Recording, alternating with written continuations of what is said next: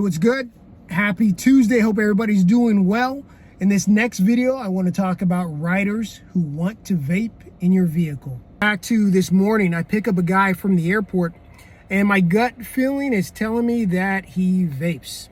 So I don't say anything, but what I do is I drive and I act like I'm not paying attention to what's going on in the back, but I am. I have a camera in the front and I have my mirror. So he looks at me and he's kind of thinking that I'm not paying attention, but I actually am. He goes to his pocket, he pulls out his vape, and I was like, oh, no, we don't do that.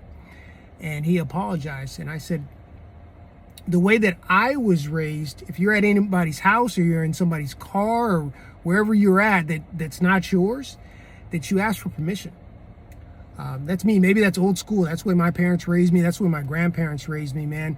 And this whole entitlement society is just crazy. So he apologized. I took him to his destination. I wanted to ask you guys, what do you do? I know when I very first started, what the riders would do is they try to sit behind me, or they would sit behind me because I was new. I didn't know what was going on. And what they would do is they'd crouch back in the seat and they would vape. They would just hit it like no problem. And I'd smell it. I'd be like, hey, what's that smell? Are you vaping? Oh no, not me. Me? No, I'm not vaping. So then what's that smell? I've also had riders say, oh, you should have a sign. What are you talking about? Why should I have a sign? You should ask. So at the end of the day, I found out when you approach people with this, they'll call you rude. They'll call you rude for them vaping in your vehicle. So I'm interested. What do you guys do about this? Has this ever happened to you? What else have I heard?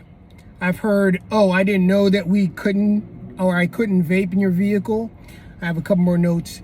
I've asked people not to vape, and towards the end of the ride, they still end up vaping anyways.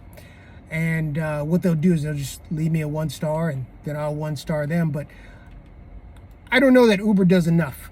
So my question to you is, what do you do in this situation, or what have you done in the past to prevent this type of situation?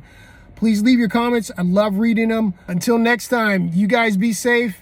I'll be safe. See you next time.